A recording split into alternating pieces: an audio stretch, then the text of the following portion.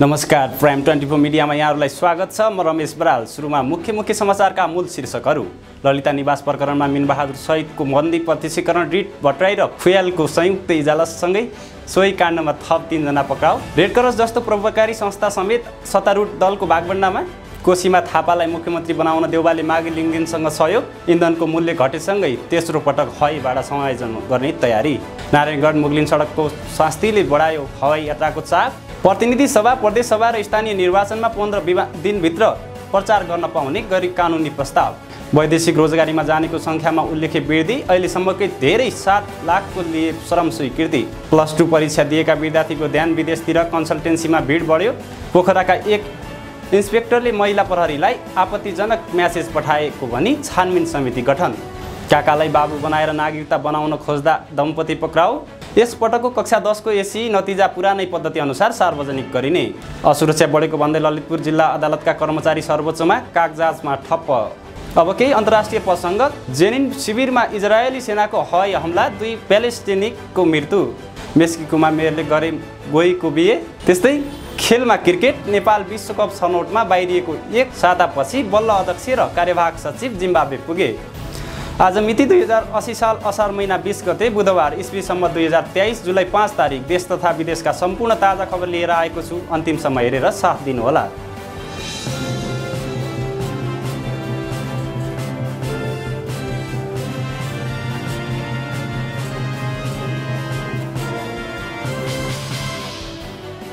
अब समाचार विस्तारमा। ललिता निवास जग्गा प्रकरणमा केन्द्रीय अनुसन्धान ब्युरो CIB को हिरासतमा रहेका मिनबहादुर गुरुङ, सुधीर कुमार शाह लगायतको रिट निवेदनमा मङ्गलबार सर्वोच्च अदालतमा सुनवाईको लागि पेशी तोकिएको छ। उनीहरूले हदम्याद कटिसकेको मुद्दामा आफूलाई पक्राउ गरिएको भन्दै सर्वोच्च अदालतमा बन्दी प्रत्यक्षीकरणको रिट निवेदन दिएका थिए। उक्त रिट निवेदन मङ्गलबार न्यायाधीश द्वय डाक्टर आनन्द मोहन भट्टराई र हरिप्रसाद फुयालको इजलासमा सुनवाई हुने भएको हो। यसअघि शुक्रबार सोही रिट निवेदनमाथि न्यायाधीश डाक्टर कुमार चुडालको एकल इजलासमा सुनवाई हुँदा कारण देखाउ आदेश जारी भएको थियो। इजलासले निवेदनको माग बमोजिम बन्दी प्रत्यक्षीकरणको आदेश किन जारी गर्न पर्ने हो भन्ने सन्दर्भमा मनासिब आधार, कारण र प्रमाण भए सो समेत खुलाइ, बाटोको म्याद बाहेक 24 घण्टाभित्र लिखित जवाफ पेश गर्न गृह मन्त्रालयलाई आदेश दिएको थियो। त्यस्तै ललिता निवास जग्गा प्रकरणमा प्रहरीको केन्द्रीय अनुसन्धान ब्युरोले आइतबार थप 3 जनालाई पक्राउ गरेको छ। ब्युरोका एक अधिकृतले दिएको जानकारी अनुसार तत्कालीन वडा सचिव शिवजी भट्टराई, नापी कार्यालयका तत्कालीन कर्मचारी घमन कुमार कार्की र नक्कली मोही बनेका बाबुराम महर्जनलाई पक्राउ गरिएको हो।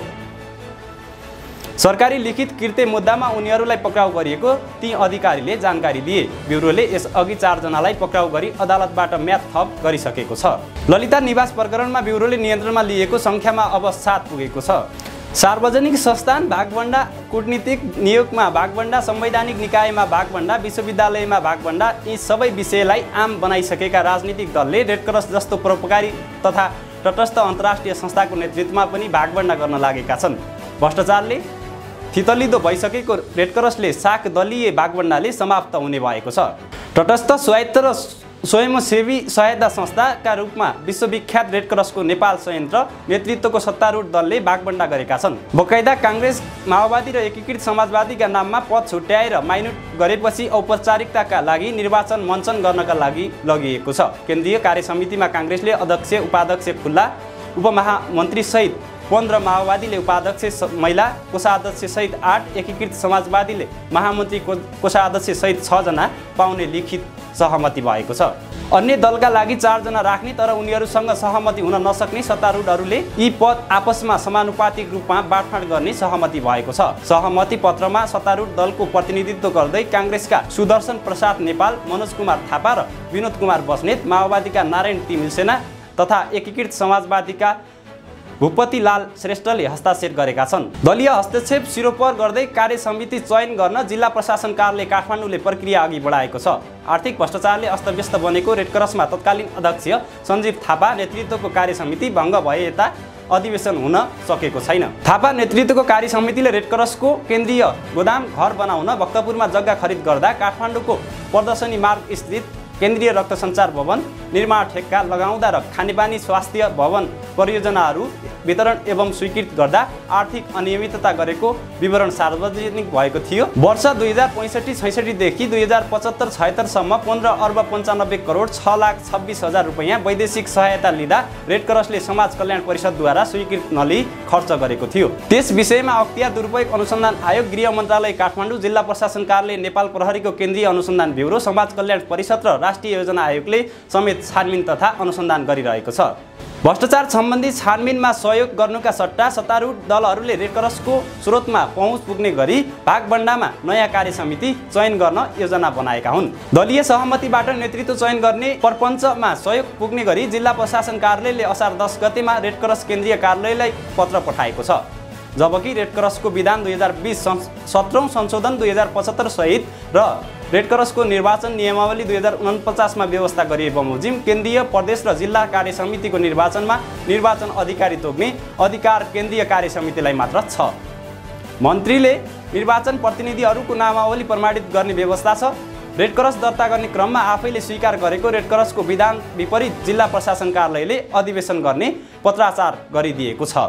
नेपाली कांग्रेसका सभापति शेरबहादुर देउवाले कोशीमा कांग्रेस प्रदेश संसदीय दलका नेता उद्धव थापालाई मुख्यमन्त्री बनाउन राष्ट्रिय प्रजातन्त्र पार्टीसँग सहयोग मागेका छन्। सोमबार साँझ रापरपा अध्यक्ष राजेन्द्र लिङदेनसँग भेटेका सभापति देउवाले मुख्यमन्त्रीका उम्मेद्वार थापालाई सघाउन र विश्वासको मत लिने बेलामा पक्षमा मतदान गर्न आग्रह गरेका हुन्। रापरपाले भने अहिलेसम्म ठोस जवाफ दिएको छैन। रापरपा अध्यक्ष लिङदेनले भेटमा सभापति देउवाले कोशी प्रदेश सरकार निर्माणका लागि आफूसँग सहयोग मागेको बताए। हिजो साँझ भेट्न बोलाउनु भएको थियो। सामान्य कुराकानी भयो। लिङदेनले सेतो पार्टीसँग कुरा गर्दै उहाँले सहयोग माग्नु भएको छ। मैले ल मात्रै भने, ठोस कुराकानी अघि बढेको छैन। कसरी अगाडि बढ्ने भन्ने विषयमा आफूहरू पनि निकै निष्कर्षमा पुगिन नसकेको लिङदेनले बताए। 6 जना प्रदेश सांसद रहेको रापरपा कोशीमा एमाले नेतृत्वको सरकारमा सामेल थियो। मुख्यमन्त्री हिक्मत बहादुर कार्कीले सरकारले गत 14 गते विश्वासको मत नपाएपछि अर्को सरकार बनाउने प्रक्रिया सुरु भएको हो। स्पष्ट बहुमत दुवैतिरको गठबन्धनसँग नभएपछि सरकार निर्माणको प्रक्रियामा सकस छ। रापरपाले सहयोग गर्यो भने थापाको नेतृत्वमा सजिलै प्रदेश सरकार बन्न सक्छ। रापरपाले मुख खोलिसकेको भने छैन। सोमबार काठमाडौँमा बसेको सत्ता गठबन्धन दलले बैठकले नेपाली कांग्रेस कोशी प्रदेशका संसदीय दलका नेता उद्धव थापालाई मुख्यमन्त्रीको उम्मेद्वार बनाउने निर्णय गरेको थियो। लगत्तै कांग्रेसको संघ र प्रदेशका नेताहरू आफ्नो पक्षमा बहुमत जुटाउने कसरतमा छन्। कोशी प्रदेशका प्रमुख परशुराम खापुङले असार 15 गतेसम्म बहुमत पुर्याएर मुख्यमन्त्रीमा दाबी पेश गर्न समय दिएका छन्। नेपाल नागरिक उड्डयन प्राधिकरणले तेस्रो पटक हवाई भाडा समायोजन गर्ने तयारी गरेको छ। नेपाल आयल निगमले सोमबार राति 12 बजेदेखि लागू हुने गरी पेट्रोलियम पदार्थ, डिजेल, मट्टीतेलसँगै हवाई इन्धनको मूल्य समेत घटाएपछि प्राधिकरणले भाडा समायोजन गर्ने तयारी गरेको हो। भोलिदेखि नै निगमको महाशाखाले बैठक बसी आन्तरिकतर्फ भाडा घटाउने निर्णय गरेको प्राधिकरणले जनाएको छ। शुभ समाचार सधैँ राम्रो हुन्छ। हवाई भाडा ऐतिहासिक कटौती। निगमले हवाई इन्धनको मूल्य आन्तरिकतर्फ रु 14 र अन्तर्राष्ट्रियका लागि रु 15 घटाएपछि भोलिदेखि महाशाखाले निर्णयसँगै सबै घरेलु क्षेत्रको हवाई भाडा ऐतिहासिक रूपमा तेस्रो पटक घटाउने भनिएको छ। प्राधिकरणले जानकारी दिएको हो। त्यस्तै उता काठमाडौँको लाइफ लाइन मानिने नारायणगढ मुगलिन सडक खण्डमा हरेक दिन दोहोरिने शास्तिका कारण यात्रुले विकल्पका रूपमा आकाशमार्ग रोज्न थालेका छन्। वायु सेवा कम्पनीका अनुसार अहिले काठमाडौँबाट पोखरा भगतपुर उडान गर्ने यात्रुहरूको चाप बढेको छ। यस्तो हुनुमा विस्तारको क्रममा रहेको पृथ्वी राजमार्ग र मुगलिन नारायणगढ सडकमा यात्रुले पाइरहेको शास्ति मुख्य कारण हो। पछिल्लो एक सातादेखि यो सडक खण्ड निरन्तर अवरुद्ध भइरहेको छ। यसले यात्रा असुरक्षित समेत बनेको छ। बुद्ध एयरका सूचना अधिकारी दिपेन्द्र कर्णका अनुसार यी गन्तव्य अहिले 90% भन्दा माथि सिट भरेर जहाज उडिरहेका छन्। बुद्धले पोखरामा दैनिक 15 वटा उडान गरिरहेको छ। चितवनको भरतपुरमा बुद्धको मात्र 10 वटा दैनिक उडान रहेको छ। यति एयरलाइन्सका प्रवक्ता सुदर्शन बर्तौलाका अनुसार पोखरा र भरतपुर उडान हवाई यात्रु थप धेरै चाप बढेको छ। यसो हुनुमा असुरक्षित र अनिश्चित सडक यातायात मुख्य कारण रहेको उनले बताए। पोखरा सदाबहार गन्तव्य हो। भरतपुरमा यात्रुको चाप धेरै नै छ। उनले भने यसो हुनुमा मुगलिन नारायणगढ सडक खण्डमा सडक यात्रुले पाएको शास्ति नै मुख्य कारण हो। पृथ्वी राजमार्ग अन्तर्गत मुगलिन पोखरा सडक खण्डमा विस्तारको काम अहिले पनि जारी छ। दुई पाङ्ग्रे सवारी साधन चलाउनै मुस्किल भइरहेको यो सडक हुँदै काठमाडौँ पोखरा मात्र होइन, पोखराबाट पश्चिम पहाडी भेगमा जाने यात्रुले समेत यति बेला विकल्पका रूपमा हवाई जहाजको प्रयोग गरिरहेका छन्। काठमाडौँबाट म्याग्दी बागलुङ पर्वत स्याङ्जा जाने यात्रुले यो रुटमा जहाज बढी प्रयोग गर्छन्। त्यस्तै अहिले पूर्व पश्चिम राजमार्ग अन्तर्गत बुटोल नारायणगढ सडक खण्ड समेत विस्तारको क्रममा छ। यो सडक विस्तारको काम सुरु भएको लामो समय बितिसक्दा समेत काम भने सम्पन्न भएको छैन। यसले पश्चिम नेपाल जाने धेरै यात्रुले विकल्पका रूपमा भैरवा स्थित गौतम बुद्ध अन्तर्राष्ट्रिय विमानस्थललाई प्रयोग गर्न थालेका छन्। निर्वाचन आयोगले कानुनबाट नै निर्वाचन प्रचार प्रसार गर्न अवधि किटान गर्ने गरी विधेयक मस्यौदा तयार पारेको छ। आयोगले पारित गरेको निर्वाचन व्यवस्थापन विधेयकको मस्यौदामा प्रतिनिधि सभा र स्थानीय तहको निर्वाचनका लागि 15 दिन प्रचार प्रसारको अवधि तोकिएको छ। यसअघि निर्वाचन आयोगले आफै निर्णय गरेर प्रचार प्रसार गर्ने अवधि तोक्ने गरेको थियो। दलहरूले प्रतिनिधि सभाको निर्वाचनको उम्मेदवारी दर्तासँगै प्रचार प्रसार सुरु गर्ने गरेका कारण निर्वाचन महँगो हुने अवस्था बनेको थियो। आयोगको प्रस्तावित मस्यौदामा राष्ट्रपति र उपराष्ट्रपतिको निर्वाचनका लागि 7 दिन समय तोकिएको छ। त्यस्तै राष्ट्रिय सभा निर्वाचनका लागि पनि 7 दिनको समय तोकिएको छ। प्रदेश सभा निर्वाचनका लागि उम्मेदवारले पनि प्रचार प्रसारका लागि 15 दिनको समय पाउनेछन्। आयोगले अन्तर्राष्ट्रिय प्राक्टिस आधारमा यस पटक कानुन नै समय निर्धारण गरेको हो। भारतमा निर्वाचन प्रचार प्रसारका लागि 14 दिन र जापानमा 12 दिनको समय उम्मेदवारहरूले पाउने गरेका छन्। कानुनी अस्पष्टताका कारण गत प्रतिनिधि सभाको निर्वाचनमा उम्मेदवारी दर्तादेखि मौन अवधिको बीचमा 29 दिनसम्मको समयमा प्रचार प्रसारमा खर्च गर्नु परेको थियो। आयोगले उम्मेदवारी दर्ता भएपछि प्रचार प्रसारका लागि ठूला सभाहरू नगर्न सूचना जारी गरेको थियो। त्यसअघि 2070 निर्वाचनमा पनि उम्मेदवारी दर्तादेखि मौन अवधिको बीचमा 30 दिनसम्म दलहरूले प्रचार प्रसारमा खर्चिएका थिए। यसपटक आयोगले कानुनी स्पष्टताका लागि यो विषय मस्यौदामा नै समेटेको छ। आयोगले यसपटक निर्वाचन अवधि समेत कानुनमै किटान गर्न प्रस्ताव गरेको हो। निर्वाचन सुरु हुनु अघि 90 दिनको समयदेखि अन्तिम मत परिणाम नआउँदासम्मको समयलाई आयोगले निर्वाचन अवधिको रूपमा अर्थ्याएको छ। वैदेशिक रोजगारीका लागि अहिलेसम्म सबैभन्दा धेरै जनाले श्रम स्वीकृति लिएका छन्। चालु आर्थिक वर्षको असार 16 गतेसम्म 7,40,000 भन्दा धेरैले वैदेशिक रोजगारका लागि श्रम स्वीकृति लिइसकेको वैदेशिक रोजगार विभागका निर्देशक गुरुदत्त सुवेदीले जानकारी दिएका छन्। यसपालि अहिलेसम्मकै धेरै जनाले श्रम स्वीकृति लिएका छन्। कोभिड पछाडि कामको खोजीमा विदेशीहरूको संख्या बढेको छ। उनले भने विभागले आर्थिक वर्ष 2050-51 यताको वैदेशिक रोजगारीमा जाने तथ्याङ्क अवधि गर्दै आएको छ, जस अनुसार चालु आर्थिक वर्षमा यसरी श्रम स्वीकृति लिनेको संख्या ऐतिहासिक भएको हो। 2050-51 अघि पनि नेपाली युवाहरू वैदेशिक रोजगारीमा जाने चलन थियो, तर त्यस अघिको एकिन तथ्याङ्क सरकारसँग छैन। यही कारण यस आर्थिक वर्षमा स्वीकृति लिनेको संख्या ऐतिहासिक भएको निर्देशक सुवेदी बताउँछन्। कोभिडकै कारण आर्थिक वर्ष 2077-78 पनि वैदेशिक रोजगारीमा जानेको संख्या घटेको थियो। उक्त वर्ष 1,66,698 जनाले मात्रै अन्तिम श्रम स्वीकृति लिएका थिए। कोभिडका कारण अन्तर्राष्ट्रिय उडान बन्द तथा विभिन्न मुलुकले आप्रवासी प्रदेशहरूका लागि कडाई गर्दा वैदेशिक रोजगारीमा जानेको संख्या घटेको थियो। कोरोनाको असर कम हुँदै गएपछि आर्थिक वर्ष 2078-79 यता वैदेशिक रोजगारीमा जानेको संख्या फेरि बढ्न थालेको हो। यो वर्ष 6,30,000 भन्दा बढीले श्रम स्वीकृति लिएका छन्। अघिल्लो वर्षको तुलनामा यो वर्ष 1 लाख भन्दा धेरैले वैदेशिक रोजगारका लागि श्रम स्वीकृति लिइसकेका छन्। नेपालमा कामको सम्मान नहुँदा यी युवाहरू कामको खोजीमा विदेशिने क्रम बढेको सुवेदीको तर्क छ। हाम्रोमा कामलाई हेप्ने प्रवृत्ति छ, यहाँ पनि थुप्रै अवसरहरू छन्, नत्र नेपालको प्लम्बर काम छाडेर युवाहरू किन ढुङ्गा फुटाउन जान्थे? उनले प्रश्न गरे। निर्देशक सुवेदीका अनुसार वैदेशिक रोजगारका लागि नेपालीहरू सबैभन्दा धेरै मलेसिया तथा खाडी मुलुकहरू गइरहेका छन्। पछिल्लो समय युरोप जानेको संख्या पनि बढ्दो छ। वैदेशिक रोजगार विभागबाट श्रम स्वीकृति लिएर Croatia, Cyprus, France, Poland, Romania जस्ता थुप्रै युरोपेली मुलुकमा जाने गरेका छन्। श्रम स्वीकृति लिएर प्रत्येक महिना 60,000 भन्दा बढी युवाहरू विभिन्न मुलुकमा पुगेको तथ्याङ्क छ। तथ्याङ्क अनुसार गत फागुनमा वैदेशिक रोजगारमा 61,845 जना गएको देखिन्छ। यसमध्ये युरोप जानेको संख्या धेरै छ। नेपालको जनगणना 2078 ले नेपालमा 7 लाख सक्रिय जनशक्ति बेरोजगार रहेको देखाएको छ। नेपालमा रोजगारी नपाउँदा अथवा राम्रो सेवा सुविधा तथा अवसरको खोजीमा नेपालबाट ठूलो संख्यामा युवाहरू वैदेशिक रोजगारीमा जाने प्रवृत्ति बढ्दो छ। पछिल्लो समय यता नेपाली युवाको आकर्षण बढ्दै गइरहेको वैदेशिक रोजगारीलाई सुरक्षित, व्यवस्थित, नियमित र मर्यादित बनाउने योजना पनि सरकारले अघि सारेको मन्त्रालयको भनाइ छ। त्यस्तै सिपयुक्त जनशक्ति विकास गर्ने, रोजगारी र स्वरोजगार वृद्धि गर्ने योजना छ। आन्तरिक रोजगार पनि प्रवर्धन गरी उत्पादन तथा उत्पादकत्व अभिवृद्धि गर्ने लक्ष्य लिएको छ। त्यस्तै आजकल चरममा मात्र होइन, पढ्न विदेश जानेको पनि त्यत्तिकै घुइँचो देखिन्छ। यति बेला पुत्यल्ली सडक, बागबजार, बानेश्वर, कोटेश्वर लगायत क्षेत्रमा +2 दिएर बसेका विद्यार्थीहरूको बढी भिडभाड देखिन्छ। उनीहरू विभिन्न कन्सल्टेन्सीमा गएर अङ्ग्रेजी भाषा कक्षा लिइरहेका छन्। उनीहरू सबैको तयारी क्यानाडा, अस्ट्रेलिया, बेलायत, फिनल्यान्ड लगायतका देशहरूमा पढ्नको लागि मात्रै जाने भन्ने नै छ। +2 को परीक्षा दिएर नतिजा नआउँदासम्मको 2-3 भाग महिना खाली समय उनीहरूसँग यसरी नै सदुपयोग गरेको देखिन्छ। भाषाको तयारी गर्नेदेखि लिएर सम्बन्धित देशको बारेमा बुझ्न जाने विद्यार्थीहरूको उत्तिकै चाप देखिन्छ। पुतली सडकमा रहेको ASZ एसोसिएटले युकेमा पढ्नका लागि सहजीकरण गर्दै आएको छ। यसका सञ्चालक आशा शशि विश्वासले पछिल्लो समय युके बारे बुझ्न आउने विद्यार्थीहरूको सङ्ख्या बढिरहेको बताए। भर्खर +2 को परीक्षा दिएर बसेका विद्यार्थीहरू आइरहेका छन्। उनीहरूको चाहना जसरी भए पनि विदेश जानुपर्छ भन्ने छ। नेपालमा कोही पनि बस्न चाहँदैनन्। विश्वासले भने यति बेला कन्सल्टेन्सीवालाहरू पनि निकै चापमा छन्। उनीहरूलाई विद्यार्थी पढाउनु, विदेशबारे जानकारी दिनु, भिजा लगाउनु जस्तो कामको चापाचाप छ। नेपाल शैक्षिक परामर्श सङ्घ इक्यानका महासचिव दीपकराज भुषालले अहिले कन्सल्टेन्सीतिर आउनेहरूमा अधिकांश +2 दिएका विद्यार्थीहरू रहेको बताए। +2 को परीक्षा दिएसँगै विद्यार्थीहरू विदेश जाने हतारी नै गरेको देखिएको छ। विद्यार्थीहरूले नेपालको शिक्षा प्रणाली राम्रो छैन, पढेर रोजगारी पाइँदैन, आफूसँगैको साथी गयो भन्ने जस्ता कारणले विद्यार्थीहरू विदेश मोह बढेको महासचिव भुषालको भनाइ छ।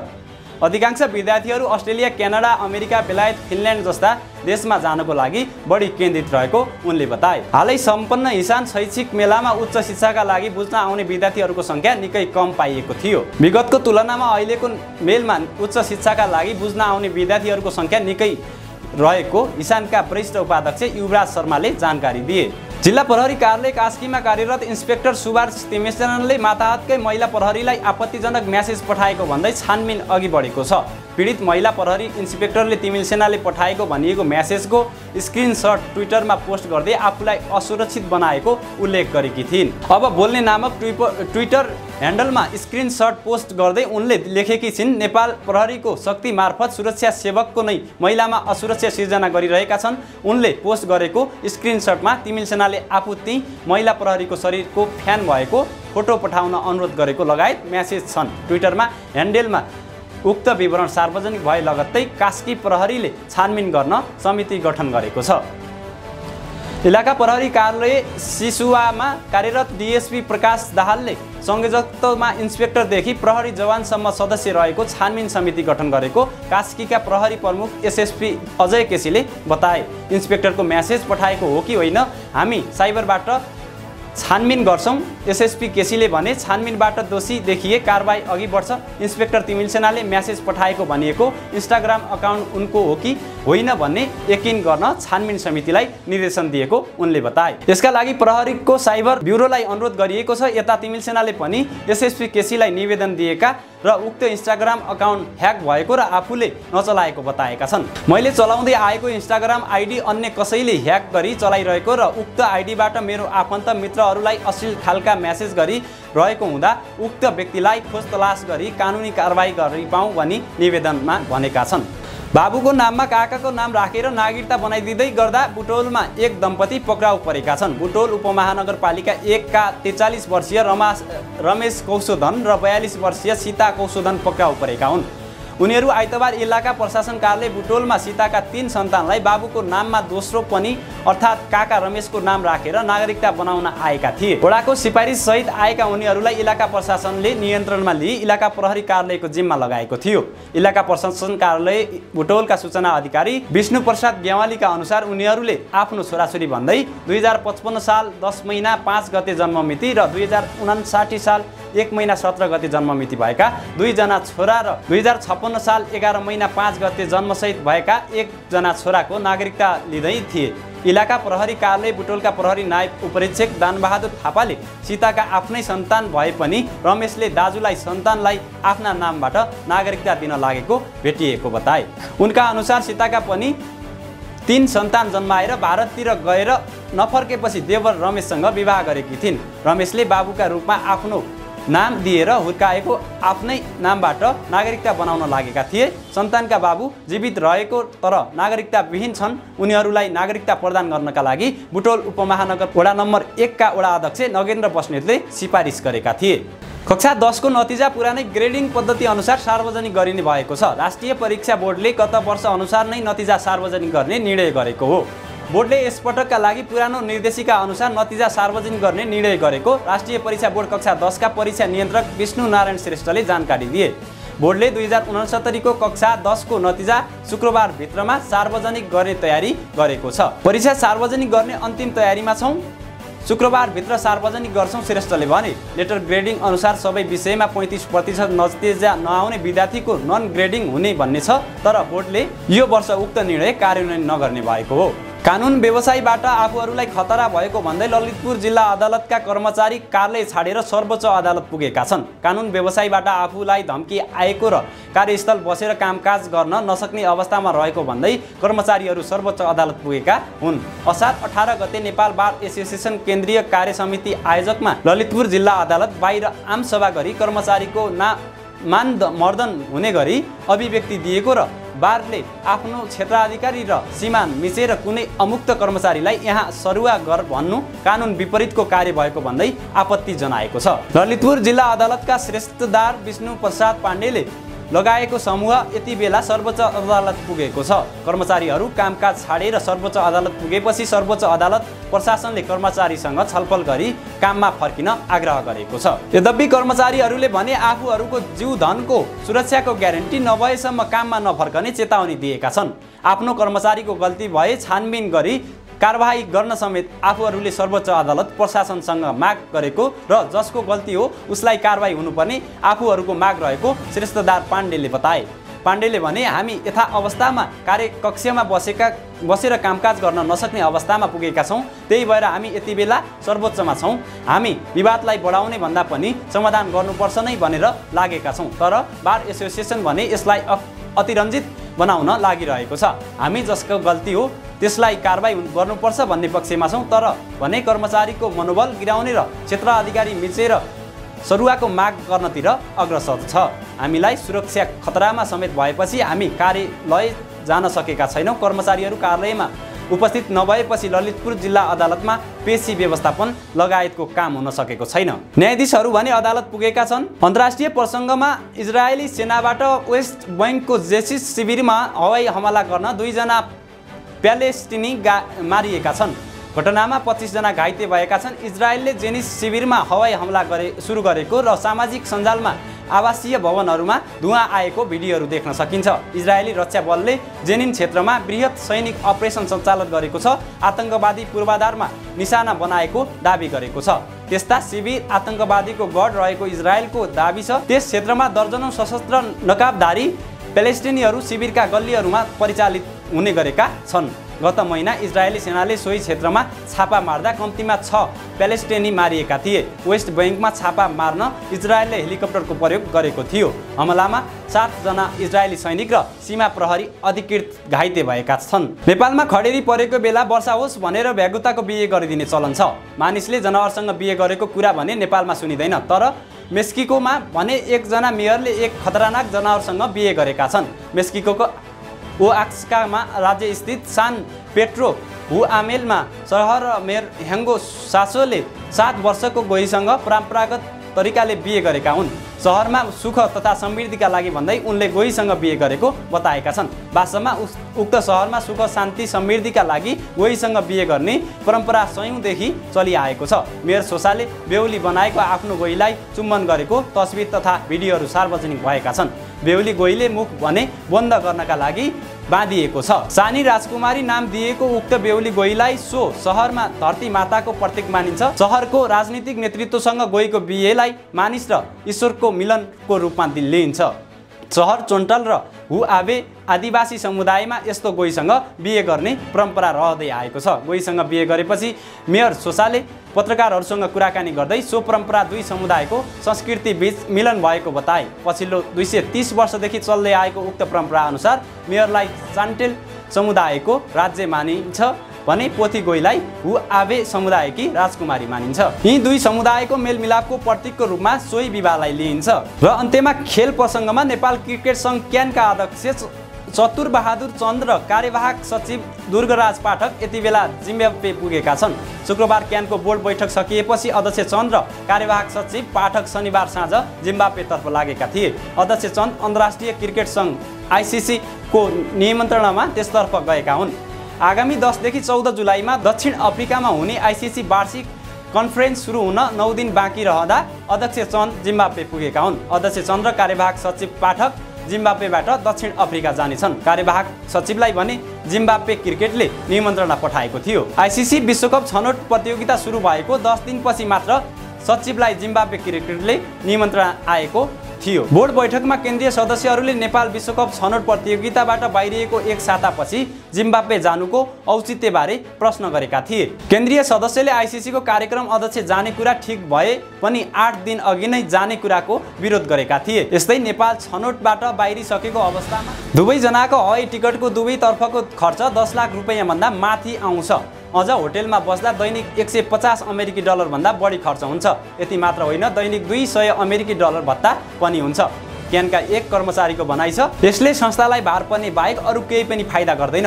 दुःखको कुरा कार्यवाहक सचिवलाई निमन्त्रणा स्वत आएको पनि होइन, आफैले यताबाट भिजाको लागि निमन्त्रणा चाहिने भन्दै मगाइएको हो। नेपाल क्रिकेट सङ्घले गरेका पछिल्ला अवैधानिक गतिविधिको विरोध गर्दै आएका केन्द्रीय सदस्य दाउद अन्सारी अध्यक्ष र कार्यवाहक सचिवको जिम्बाब्वे भ्रमणको नियति सही नभएको बताउँछन्। बोर्ड बैठकमा पनि मैले यस विषयमा कुरा उठाएको थिएँ। अध्यक्ष ICC को कार्यक्रममा जाने कुरा ठिक छ। हामीले अवैधानिक भनिरहेको कार्यवाहक सचिवलाई ICC बाट कुनै निमन्त्रणा आएको छैन भन्दै औचित्य पुष्टि गर्न माग गरेको हौँ, अन्सारीले भने। अर्कोतर्फ उहाँहरूले 16 दिनको ट्रिप बनाउनु भएको छ। दैनिक भत्ता उच्चतम 200 अमेरिकी डलर हुनुपर्नेमा यहाँ 200 डलर नै लिने कुरा छ। क्यानका प्रशिक्षक कर्मचारीलाई पैसा छैन भन्ने अनि आवश्यक भ्रमणका पदाधिकारी जानुको कुरा ठिक होइन भन्ने हाम्रो भनाइ हो। यहाँ एक जनाले यो भ्रमणबाट 3200 अमेरिकी डलर दाबी गर्दैछन्। 2 जनाको 6400 डलर बाहेक अरू बिल पनि होलान्। हवस् त, आजको लागि खबर अन्त्यसँगै हामीलाई बिदा दिनुहोस्। दैनिक ताजा खबर अपडेटका लागि हाम्रो यस YouTube च्यानललाई सब्स्क्राइब गर्न र सँगै रहेको बेल आइकनलाई थिच्न पनि नभुल्नुहोला। यतिन्जेल हामीलाई हेरेर साथ दिनुभएकोमा यहाँहरूलाई धेरै धेरै धन्यवाद।